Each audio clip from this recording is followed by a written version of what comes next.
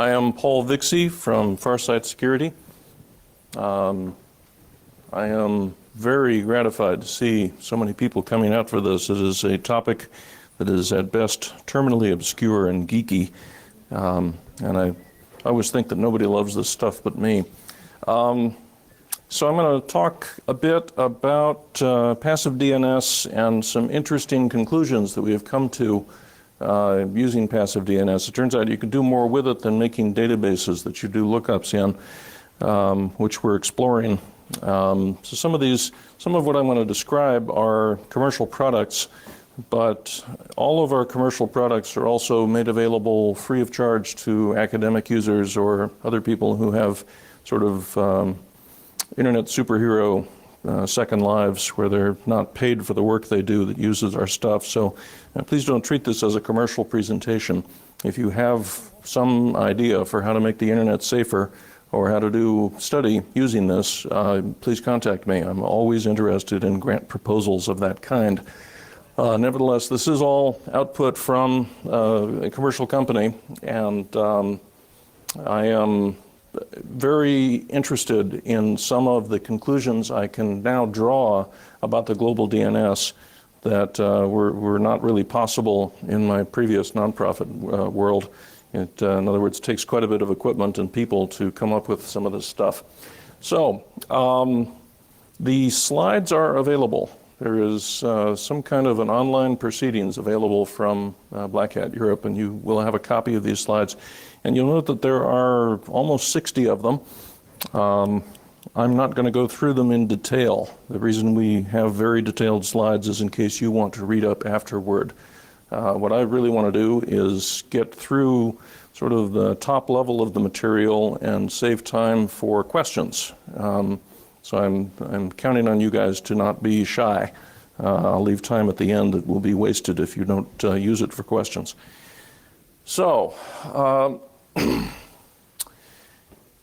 everything you do on the internet, everything anybody does on the internet, statistically speaking, begins with a DNS transaction.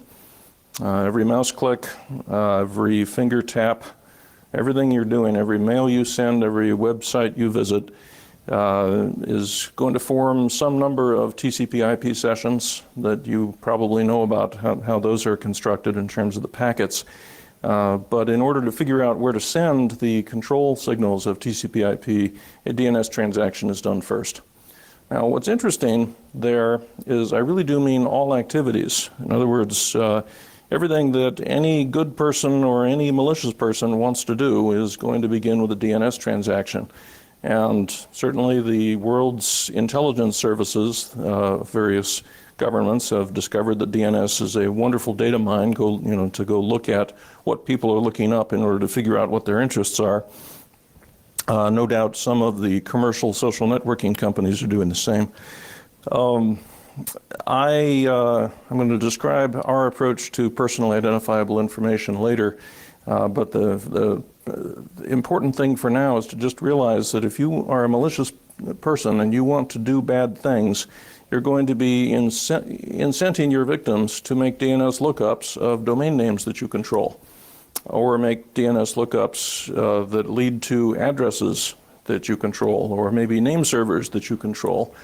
And so by trying to set up the malicious infrastructure that will be used to victimize people, you're going to have to put things into the DNS.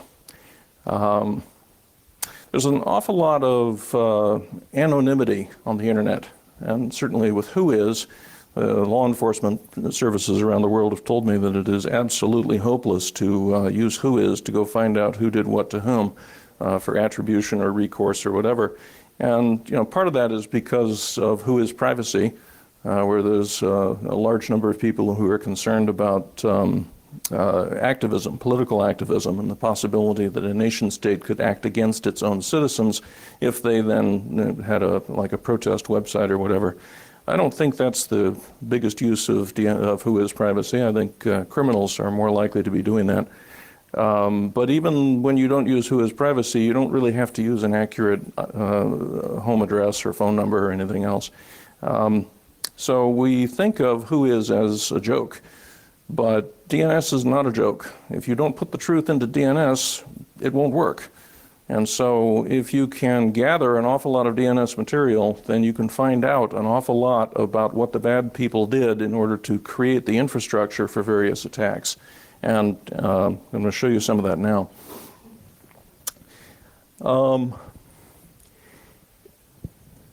If you look at all of the DNS traffic that comes into our system, that is over 200,000 events per second. It's coming from a global network of over 500 servers, and it is a difficult programming problem.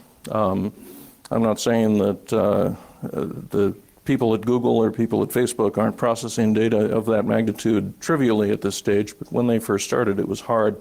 And when we started, it was hard. And most of it's junk. Most of it is duplicative. A lot of it is DNS tunnels. A lot of it is just stuff that it won't help you at all to look at it. And so we have had to come up with various ways to filter it down, reduce the volume, increase the signal, increase the value. And one of the things that we've done is to tune out the old invariant stuff, look for certain patterns like, okay, I've never seen this domain name before, and it is, it ends in .com. It's a new .com name. I wonder if it was just created right now, or if maybe it's existed for a while and I'm just seeing it for the first time. This type of filtering is absolutely necessary. And in the Security Information Exchange, which is one of the things that I said is available either commercially or non-commercially, depending on who you are. I see some customers in the audience. We have different channels for different versions of that data. So certainly anybody who wants the 200,000 per second, that's available, but it's hard, and we let people know that is hard. Skip this one. I mentioned that there's a lot of personally identifiable information in the DNS. So what I've drawn here is the standard 3-level model of how DNS works. This laptop is representative of the bottom of this model. This would be a stub resolver. It is making queries of recursive servers, probably somewhere in this building, that are connected or that are part of the service of this wireless internet. And when it makes those queries, that is personally identifiable information, because somewhere in the infrastructure there's a binding between the MAC address, that's a 48-bit Ethernet address that this thing uses when it talks on the wireless, and the IP address. And later, somewhere in the net flow, there is going to be a binding between what that IP address went and contacted. And so if, let's say, this was used to surf the web, surf some dark part of the web that was illegal in this country, it is possible, through the use of subpoena power and so forth, for somebody to ultimately determine that you were probably the one who did certain things, because you were the one who owned the laptop, who had the MAC address, who got the IP address, who did the lookups. So I don't like that. So further up that chart, you see that the recursive servers, they have a cache, and that cache is the reason the DNS is scaled. It was originally an academic toy, but it's now serving 2 billion users, and design hasn't changed much. And the reason is that if this laptop asks for something that has been seen recently, somebody else has asked for in recent hours, that's going to come out of the cache. And so all the popular names tend to get cached everywhere, and then the unpopular stuff, the rarely looked up stuff, goes up further. That's where the recursive server has what we call a cache miss, and it has to go up to the authority servers where content is injected into the DNS in order to get the answers, which then go into the cache and then go back to the stubs. We put our sensor above the recursive because I don't want to know the IP address of the person who did the lookup. Not every passive DNS collector does this, and if you are using a recursive name server somewhere that is not yours, if you're not the operator of this thing in the middle, you need to worry about what they're doing with their query logs, because they know what you did.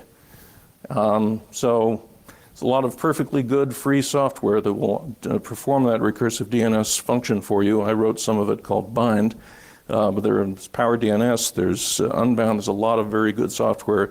If you're not sure who's looking at your traffic, you probably should be running your own recursive name server rather than using Google's or OpenDNS or your ISPs. So I'm not in the surveillance business. I have more data than anybody as far as I know, but it's not attached to any end users. I like to help with investigations. I like to enhance investigations, but I don't like to be the place where they start. One of the really hot buttons about any internet security person would be online child abuse materials, sometimes called child pornography. If I was in possession of information about who had looked up a name that I knew was associated with that, I might even have disclosure obligations to my own local police department. I don't want that. It's not that I don't want to stop that from happening. I just don't want to be at that point in the loop. I'd much rather be the place where you can find out where those domains were served so that you can go enhance an investigation. But again, I am not going to help start them. Enough said about that, except to just try to drive home. Every time I talk to a new sensor operator to get my network extended, I have this conversation to let people know I won't know what your customers did, what your employees did, what your family did. I won't know any of that because we're looking above and all that information is below. So this just details what I just said, but there's other information also that we have to filter out upstream. For example, if you have a local network that is using NAT, and certainly any mid to large company has a good chance of having some servers inside your network that don't have globally unique addresses. They're in network 10 or they're in network 192, 168, whatever. And if you are returning information about that network through your recursive server, you probably don't want it in my database. You probably don't want me to analyze it. That would be information about internal business practices or internal technology policies. So we filter that out in the sensor itself, but then we filter out quite a bit more of it after we receive the data in the center, which is what I call the security information exchange. So inevitably, there is some PII that isn't your IP address, is what I'm saying, and that also has to get filtered out. So to the extent that you're participating in any passive DNS project or that you think your recursive name server might be doing, check that. So most new domain names are useless. They're malicious. They are created by somebody who has the purpose of either committing a crime or spamming people or annoying them in some way. And I will tell you, now that I have watched the stream of newly observed domain names, we take that 200,000 events per second and boil it down to things that are legitimately new over the 6-year history of our database, and it's about 1 new delegation per second. It's bursty, so it's about 50,000 a day. There are 86,000 seconds in a day. So it works out to about 1 per second over the long run. Half of them are 5 random letters .tk, which is the Tokolo Islands. This is a URL shortener for spammers. It's like bit.ly for spammers. And I'm not sure why we built a global internet in order to help those people do those things, but they are. A lot of the rest of it, though, is not any more useful than that. It is just stuff that was created in order to make a certain phishing attack work. So it might have some well-known brand name in the middle of the domain name somewhere, and it's just created for the purpose of sending a bunch of spam, trying to get people to click on something that maybe they think is their bank or their grocery store or whatever, and then credential theft, and then poof, the domain's gone. Most of these things, really, we could live without. There might be 1 million new domain names per year that the internet legitimately needs in order to facilitate communication between parties who want to communicate with each other, and the rest is for people who want to communicate with me that I don't want to communicate with back, right? So it's unilateral service. If you see me at the bar later, I'll tell you things I think we could do to make that better, but right now let's focus on the analysis. So there's an awful lot of block lists or IP blacklists or network reputation systems. I actually started the first anti-spam company called MAPS, M-A-P-S, back in the 90s, which we later sold to pay our lawyers because it turned out sending spam was not illegal, but stopping it was an antitrust violation. So learning the hard way. But there are an awful lot of reputation services out there. Spamhaus is probably the best known, and everybody is using them. And when you see those queries in your query string, you probably don't want to save those either. As criminals create resources, they get their hands on some IP address space, or they create some domain names, and then they create some bindings in DNS between those names and those numbers. Various providers like Spamhaus are going to discover this. They're going to see spam. They're going to see they're going to get complaints. And because we now know that who is garbage, you can't complain to the person who purports to own the domain. That you pretty much have to stop it yourself. You can't stop it from coming into the internet at the far end, so you have to stop it from getting out of the internet at your near end, and we do that with network reputation systems. This is not the most efficient way to build a global internet, but it is. Don't hate the players, hate the game. So as we kill more stuff, they will create more stuff. There is not some critical point above which, if we just kill off enough of their infrastructure, they'll give up and decide to get real jobs. We have to be prepared for endless escalation along this track, which is why we say lather, rinse, repeat. A beautiful picture of a hurricane here. DNS, if you're just looking at your part of it, the part that you're creating, if you have a vanity name, you might have www.paulvixie.org or something like that. It looks like the picture on the right. In other words, it's a big place, but it's mostly static. And that's not true. If you sit in the middle of it and watch what people are looking up, which is where we are, it looks much more like the picture on the left. There is just a huge amount of material flying around all the time. Let me give you an example of what I mean by that. We're seeing somewhere between 150 and 300 newly observed host names per second. Those aren't the delegation points that I told you about earlier, like name.com. I'm talking about subdomain.name.com. And that means that out there in the internet, host names are being added at the rate of hundreds per second. Now, I don't think we're adding hosts at that speed.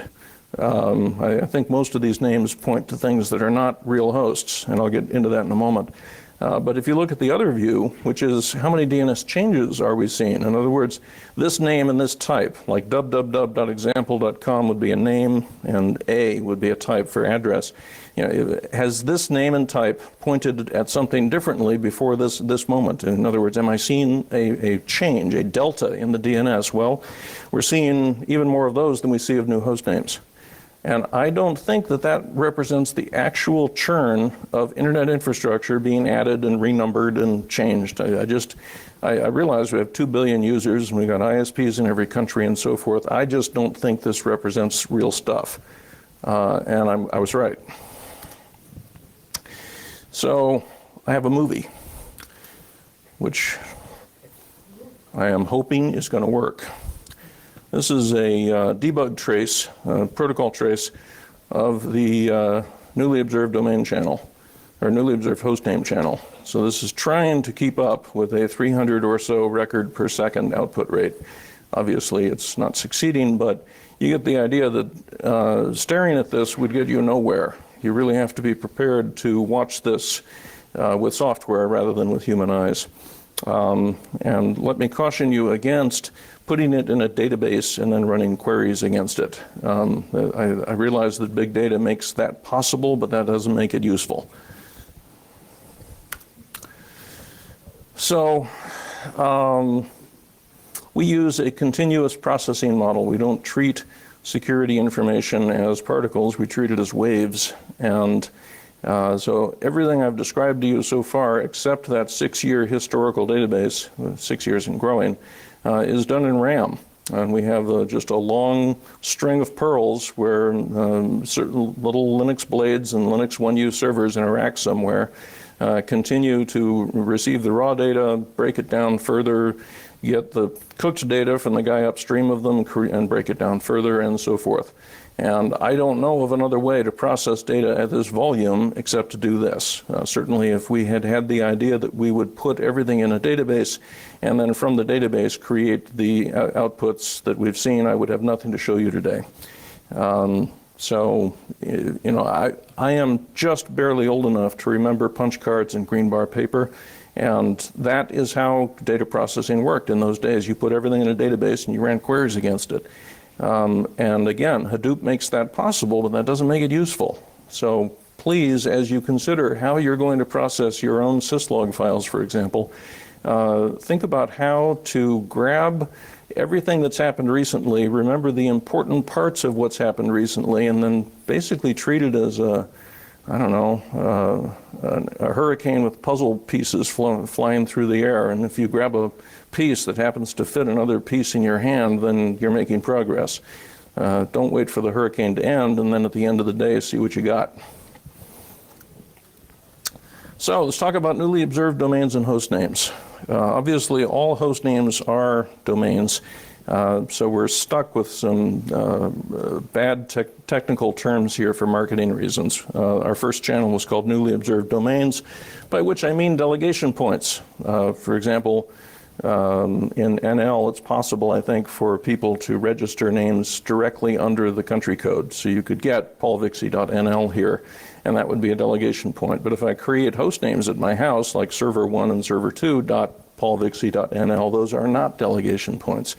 So anyway, bear with me. I'm sorry for butchering the terminology, but we call the longer things host names and the shorter things domains, even though it's really the longer things are domains and the shorter things are delegation points. Right. So newly observed domains or newly observed delegation points look like this in our data scope. Obviously, it's binary data on the wire. And so what you're seeing here is the domain we discovered, the delegation point we discovered, and then you're looking into the DNS transaction that caused us to discover it. And in this case, the resource record name was the same as the delegation point. This shows us no longer names, but it does, in this case, tell us what the name servers were for a delegation point. And that is potentially useful information if you have some idea that other things that have pointed at the same name servers turned out to be evil. Maybe this is evil too. That's the kind of thing that you have to, it's the kind of thinking that goes into the continuous processing that I'm describing. Anyway, we're not saying that all new domains are bad. I happen to know that that's true, but that's not what we say. What we say is newly observed domains deserve extra scrutiny. Good. So I'll come to that later. Here are some domains that we saw. We took a 24-hour snapshot of our newly observed domain channel, and we just looked around for PayPal and some other fairly well-known brand names. And we found that PayPal gets used a lot. And if you look at that bottom one, www.paypal update information ID mumble, that was clearly part of a phishing attack. That was where somebody got some targeted email that said, PayPal can't reach you until you go and correct your information. Please log in by clicking here. And if you're not an information security professional, you're going to look at that and say, oh, PayPal update. Yeah, I'll click on that. It's sad that we had to build the whole human economy with monkey DNA, but that's what we are. We like to click on things. PayPal.accountsolved.com and so forth. I'm using PayPal as my example. Obviously, there are thousands of brands that are abused in this way. But to be successfully abused in this way, you have to have some idea that people really are likely to be customers of it, right? If you get this email and you are not a PayPal user, you're gonna know it's false.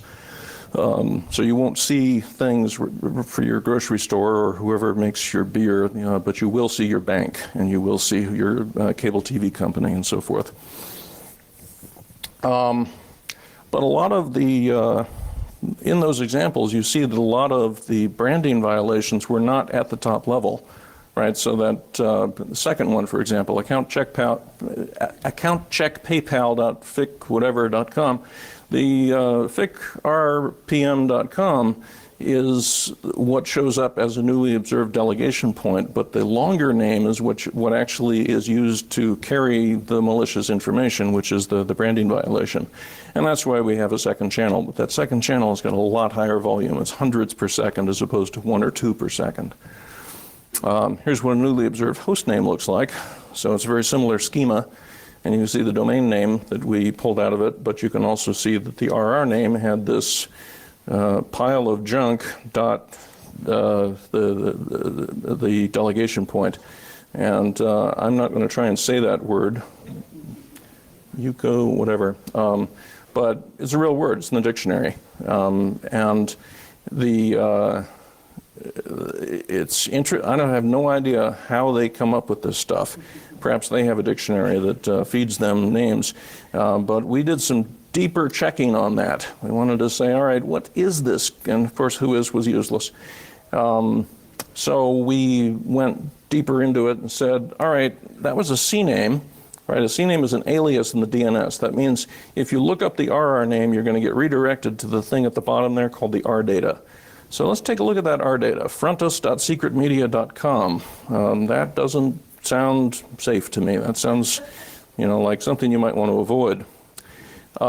So we fiddled around on their website and learned almost nothing, except that Wall Street Journal has had an article about them being an advertiser who is pretty good at evading ad blocking. And it turns out that's what this is for, which is that these are the names that appear in the website. And so your ad blocker would have to know every one of those random gibberish things dot this unpronounceable second level name in order to know that this was an ad, because the ad blocker doesn't get a chance to see what the CNAME points to and know that the CNAME should be poisoned and anything that points to it should be poisoned.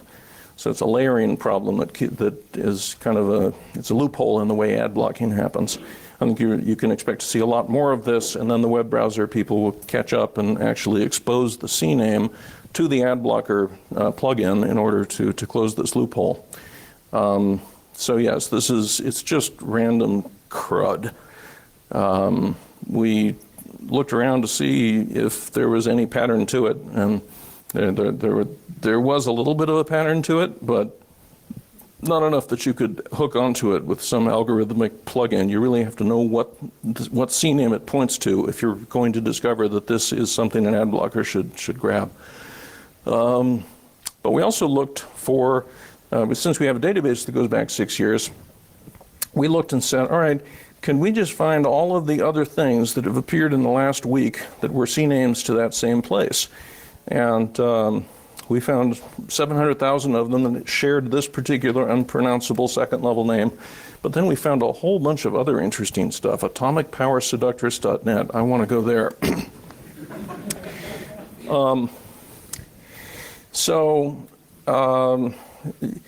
We've drilled down on a single example, but you understand that in the 24-hour sample we took, there was a hurricane of similar wreckage. And if you want to protect yourself from all of it, you're going to need to spend some time contemplating that hurricane and deciding what it means to you and what it means to you in terms of policy that you might want to have toward these new names. Or policy you might want to have toward domain names that have this type of structure, this type of pattern, like being a whole bunch of different things all CNAMing to the same place. That could be something you just decide, if it's got that many CNAMes, I don't want to go there no matter what it points to. Okay, and I do want to say, we in the security industry are clearly all trying to do well by doing good, right? We want to get paid for doing meaningful work, and a lot of the meaningful work involves defense. It involves figuring out what the criminals are doing now or what they're going to do next, and then helping our customers avoid damages from those actions. And that's all good, but we need to do more, because this, to me, what I've shown you so far, signals a structural defect in internet governance itself, right? The DNS is not It was not created by a company. It's not owned by a company, although a lot of companies behave that way. It is us. We create the DNS every day by making queries into it and by putting our content into it. And we need to take a look at how it's being used and how it's being governed and see if maybe changes to the way domain names are registered, changes to the way whois is handled, changes somehow to the way criminals are allowed to use this could maybe save some of us some money rather than having this endless cat and mouse escalation. Let's talk about DNS changes. So far I've told you about newly observed delegation points and newly observed fully qualified names, and that's interesting, but we decided to look deeper. And since we're seeing, I don't know, somewhere between half and 2/3 of, is my estimate of how much of the DNS we can see from where we are, it becomes interesting to look at the deltas. Again, these are changes where you had a certain name and a type that pointed to a certain value up until now, and now it points at something else. Well, what is responsible for that change? It could, for example, have been something we call fast flux, which is a way of evading takedown. It could be that somebody had a legitimate renumbering event. They had a server that needed to move it to a different subnet. They gave it a different address, and that shows up as a change. How do you tell the difference? Well, I'm going to give you some examples. So this is a one record snapshot from channel 214 on the Security Information Exchange.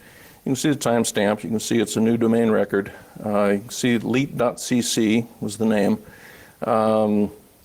And here you can see we've got those 5 binaries at the bottom telling us it's not a new domain. We've known about the domain name for a while. We've known about this RR name for a while. And we've known about this RR name and type together for a while. But we have never seen this RR associated with it before, and so that means that the RR set, the set of RRs associated with it, is also new.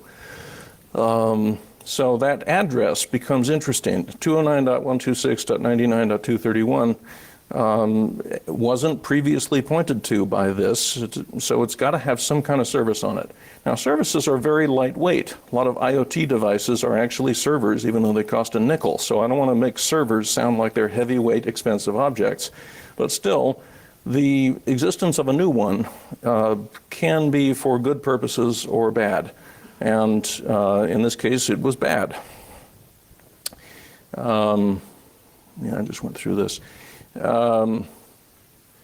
Here was an interesting example, and we have defanged this by replacing the actual ASCII dot characters with bracket dot, because this is something that VirusTotal told us is a current example. There is actually a virus which is new enough that it's infected a lot of people that is generating queries like this. So if you generate queries like this, you could expect a phone call from your ISP perhaps. So in this case, we had this random looking name that had an address, 88.85.80.170, and there is stuff hosted there that you do not want to be caught fetching. And so this is criminals talking to other criminals in this case. This is not malicious software so much as malicious content. And what made that address interesting is that it was suddenly pointed to by something, and it had not been pointed to before now.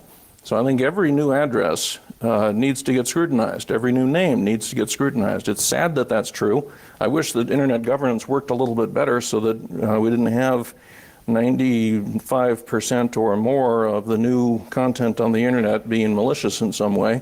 But given that that is the situation, I think we all have to start saying that if it's new, it deserves scrutiny. And all of our research supports that. Except this. Akamai is a content delivery network. They specialize in hosting content for people that it becomes globally available. It's available in every country. They serve it with low round trip times, low latency, high bandwidth, and so on. They're one of the first really successful companies that does this, but they do it in DNS. And so almost every answer they give is tailored for the particular user who asked the question, which means that it looks new and different, but it isn't. It's actually, it means the same thing. It's just pointing different domain names into different parts of their global infrastructure. And so as you start processing things and you say, okay, these new bindings, these new names or new addresses or a new binding between a name and an address deserve scrutiny, one of the first things you're going to do is whitelist all of the CDNs. And yes, that'll make you blind to malicious content that is hosted there. But Akamai at least has a very active abuse department. They take down the bad content fast enough that you don't need to worry about them being used as a loophole against you. But we have to whitelist this because they're responsible, not Akamai itself, but about half of the 300 events per second that we're seeing are, 600 events per second that we're seeing are some CDN somewhere. And you don't want to waste your investigatory powers on stuff that is probably not trying to hurt you. So ideally you'll filter it out down to the level, a noise level that you can actually spend a little bit of energy looking at everything that comes out the far end of your deepest filter. Okay, I'm rushing through this. How much? We're 20 minutes left, okay. So we decided, I think I mentioned earlier, that we did a 24-hour snapshot. And we've gone deep on a couple of the things we found in a 24-hour period. But now let me tell you the characteristics of the full 24 hours. We ended up with 29 million changes that were seen in a 24-hour period. And you can see that it had a normal diurnal pattern. So you can figure out from this exactly which industrialized nations were awake and using Facebook or whatever at different times. But my God, that's a lot of changes. So these new delegation points or base domains were interesting. In this case, I told you it's normally 1 per second. Here it's about 2 per second, right? There's 86,000 seconds in a day. Here we saw about twice that number of new delegation points created. Raise your hand right now if you think that that much good content got added to the internet during that time. Clearly this means that DNS is a good business to be in. And I guess VeriSign and Newstar and all the various top-level domain registries and GoDaddy and the other large volume registrars know that. But I'm sort of letting you know that there is a huge market for creating this stuff. And there are discounts. There are ways to get them for close to nothing. Since we are rejecting email that has dotted quads in the body of our messages, we have taught the spammers that they need new domain names for almost every message they send, and so the industry has responded by learning how to create domain names at that speed and at a price point that spammers can afford. So, yay us. So VeriSign had a different estimate, which I thought was interesting. They thought that .NET had grown about 1/3 as much as what we saw. Excuse me, not .NET. They were looking at the domain name to find out how many names they had seen created during a year. And our estimate is that there should be about 64 million of them. Theirs was a lot smaller. So it turns out that they don't use the PSL. PSL, the public suffix list, was created by the browser community in order to figure out what the top level of a cookie should be. So if somebody tries to give you a cookie for com, hoping that you allow anything ending in .com access to the DOM for that web page and so forth, it's a cross-site scripting vulnerability. So the PSL is just a ham-handed, coarse-grained filter to try and keep that from happening, but it also helps us to determine what is and is not a delegation point. So for example, it isn't always a second-level name. In the UK, a delegation point will tend to be under .co.uk, which is their version of .com. And so the simplistic way of thinking about it, where you would say anything that is at the second level is probably a delegation point, won't work around the world. There are some things even longer than that if you look at some of the dynamic DNS providers, where they are effectively a TLD in the sense that you can buy subdomains of something, but it might be a third or fourth level name by the time you're done paying for it. So you really need to be looking at the PSL, and we let our friends at VeriSign know that their report was wrong because they had not done that. So we saw 7 million newly observed long names in that same period. 7 million of what we saw were new RR names. If you extrapolate this, we're looking at almost 3 billion new fully qualified names per year, and I wish that was wrong. Most of these are short-lived, which is why the DNS doesn't grow without bounds and then explode because of the laws of thermodynamics. Most of these things are taken down because they are criminal or they're abandoned after they have been abused. And then they don't get paid for it. So luckily, this stuff disappears mostly in the same week that it's created. But we also wanted to take a look at data types. Of all the changes, of all the things that were new, where was most of the change? And here, when you look at SOA changes, this does not include serial number changes. This was something else about an SOA. And what this mostly was a new SOA that we hadn't seen before.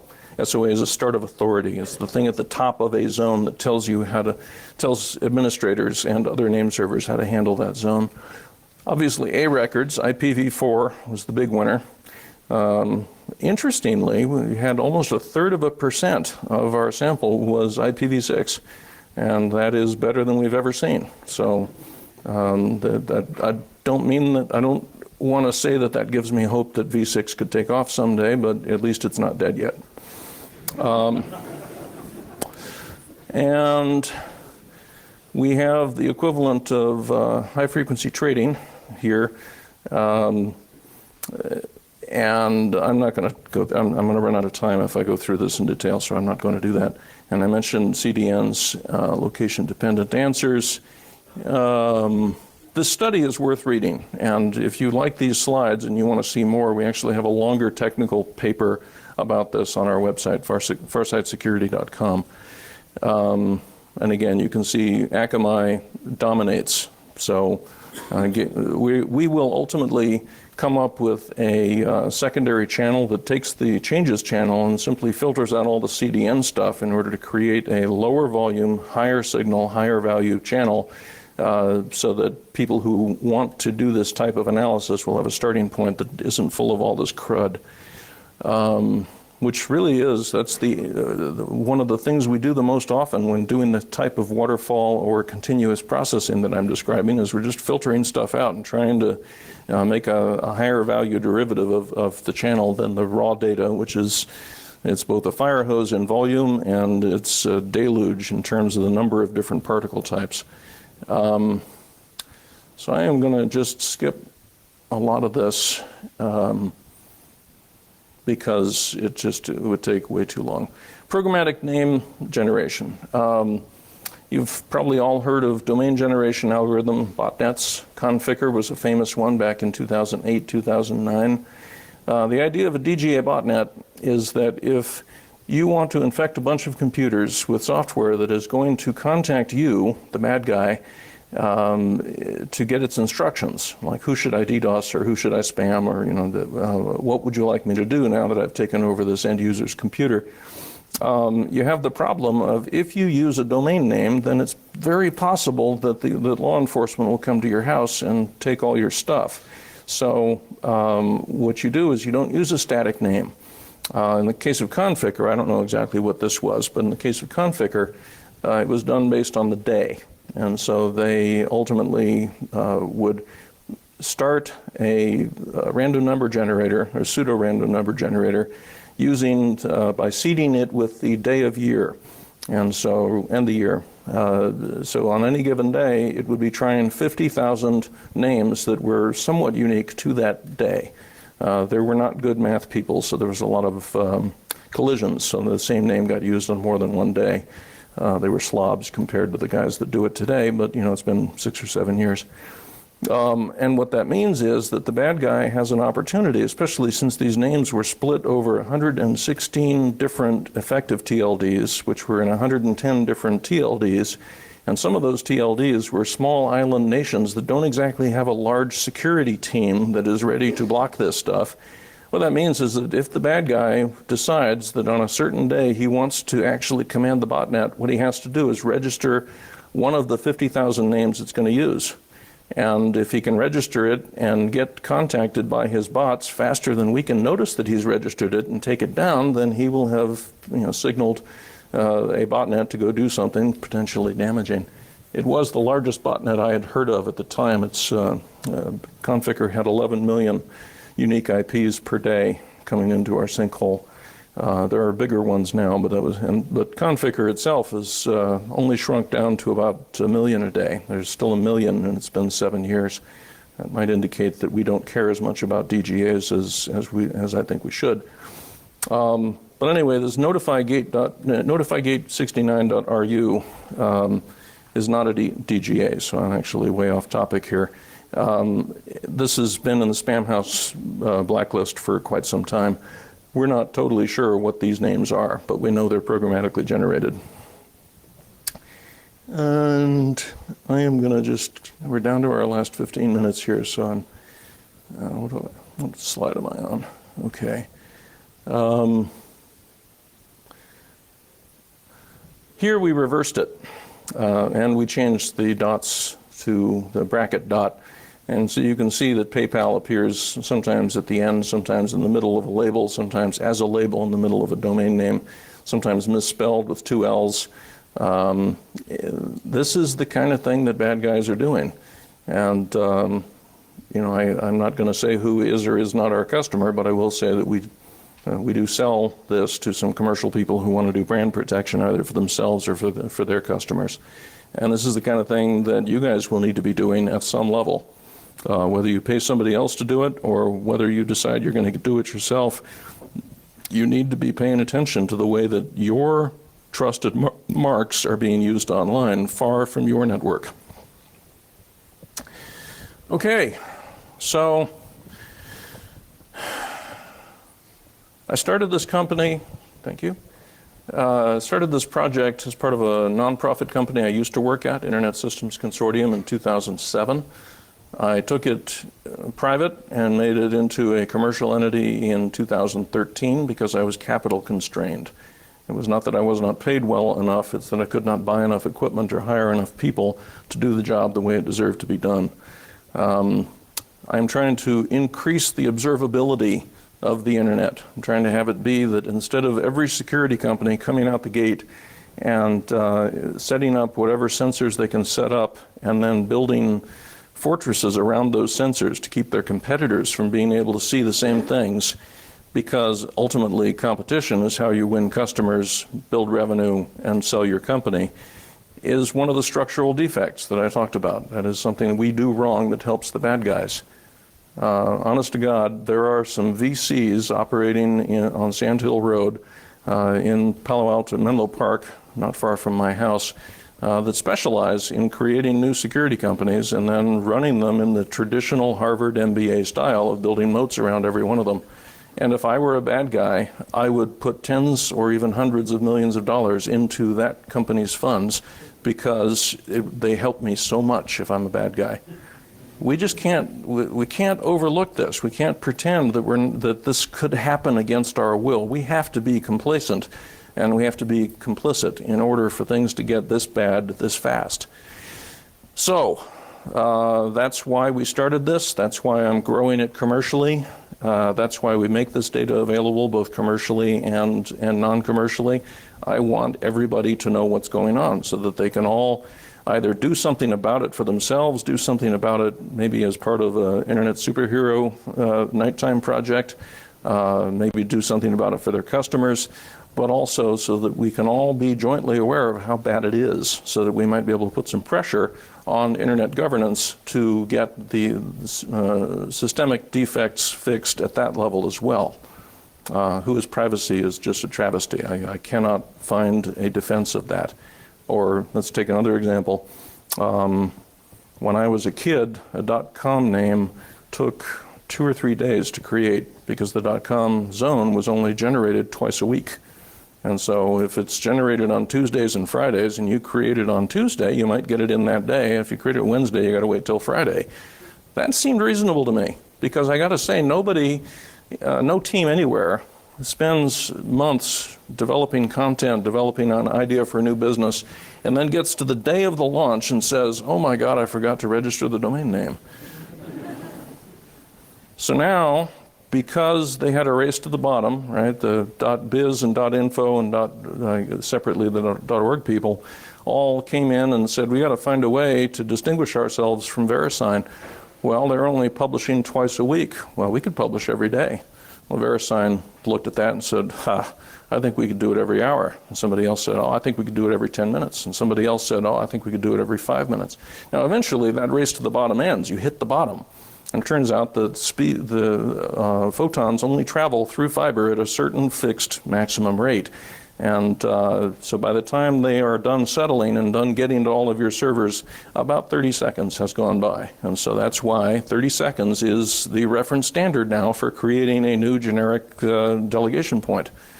But can anybody tell me, please, what the non-criminal purpose is of a 30-second turnaround for a new domain name? Because when I needed one for, let's say, farsitesecurity.com, you know, any time that month would have been fine.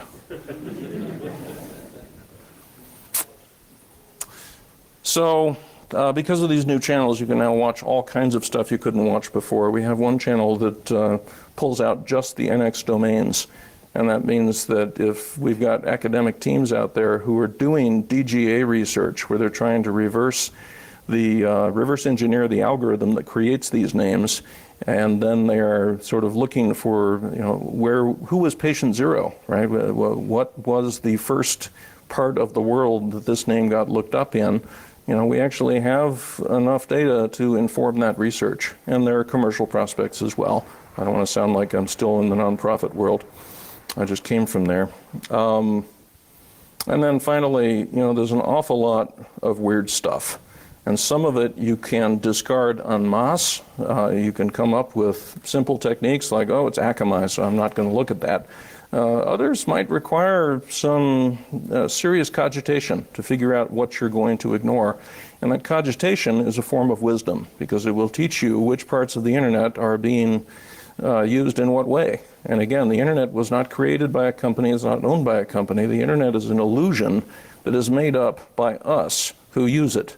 And it's because we decide to follow the protocol that our systems work. And it's because we all follow the same protocol that other people can get work done and can make money and can create new companies and so forth. So somehow, out of this group illusion that we all jointly create, we also need to take the reins in hand. We need to decide what kind of an internet we want to create. We're using our power mindlessly. We're creating an internet that we don't like. I have 5 minutes, and I hope that you're going to fill them with questions. You, sir. How do you protect your infrastructure from poisoning? I mean, specifically, like, if you do that manually filtering, there's only, you will discover poisoning attempts later on, right? I'll give you one example with Akamai, again, which is a server which is called whoami.akamai.net, and it basically will resolve an A record to whoever asks, they will resolve to their own guesses. How do you deal with this? So poisoning can take many forms, and certainly the DNS technology community has been trying to secure DNS itself. So we have transaction signatures to protect zone transfers against tampering. We have DNSSEC to allow crypto authenticity, so you can validate when you receive something that it really was generated by the owner of that domain, rather than maybe inserted by some advertiser in the middle. Maybe it's supposed to be a negative answer, but you've got a positive answer and you visit the website and it is an ad that is related to the question you were asking. There's a lot of different kinds of poisoning. I'm not seeing the connection between poisoning and the Whoami service of Akamai. So can you restate that part of your question? Well, it's just if I were an older guy, like, it's easy for me to set up a name server that will just, whenever you route to that name server, whatever question you have, I can absolutely complete gibberish, right? Yes. And that will end up in your infrastructure. How do you protect Ah, okay. So in our passive DNS system, we go through 5 or 6 stages between deduplication and junk filtering and so forth. It's possible, I'm sure most of you know, to steal Wi-Fi in a coffee shop by running a VPN over DNS, because their paywall allows DNS to work even before you've paid the money. All of that stuff is trash that I don't want in my database, and the who am I query that you described is on my list of poison. It is something that we had to discover ultimately by looking at the graph of names. If there's a name that has too many children, we look at it. A human has to look at it. So COM has 130 million children at last count, and it's allowed to have that many children. But if it's some deeper thing and it's got millions of children, that's an indication to us that we better study it, and that it's probably something like what you're describing. In particular, the video CDN people are not as mature technically as Akamai. There are an awful lot of CDN producers that, video CDNs that partner up with cable TV companies, and they will have it be that if you want to watch a certain recorded TV show, pre-recorded TV show, or movie or something like that, that they'll send you to a paywall, and then after you enter your credit card or your password or whatever it is you enter, they give you a CNAME they give a CNAME back to your browser so that your browser will connect to the place that will actually start the media stream. And that CNAME ends up encoding your end user IP address in clear text, plus your region, plus maybe your customer number, sometimes your password. It's all in there. So when we see that, somebody on my staff will start changing our filters so that we stop recording it. We will schedule a major renovation of stored data from 2 years ago to remove it from the permanent record, and we'll get on the phone to that video CDN provider to explore with them the possible benefits to their business of one-way hashing. So that's what we do. I have 1 minute left. Any other questions? I'm curious about how you specifically searching that PayPal similar website URL, like what technology you are using. Okay, so for the purpose of these slides, we didn't do anything fancy. We used grep. But obviously, the people that we sell this feed to are professionals at this, and they are using Soundex and other similar types of things such that if it looks the same or sounds the same when spoken, they will treat it as suspicious, and then they'll have a scoring system, and if they find enough different reasons to treat it as suspicious, they'll open a ticket on it, and human eyes will go after it. So, a truly mature system, other than making the slides for this presentation, would certainly want to say that if it would be Microsoft, except that one would have to be changed to an I, then you'd want to treat that as Microsoft. But we didn't do that. So that is something our customers do. In this case, we're not in the brand enforcement business. We just sell wholesale to other security companies who have that as one of their sidelines. I am at 0 minutes, so I'll be in the hallway. You can stay as long as you want, but I got to get off this stage before the hook comes. Thank you very much.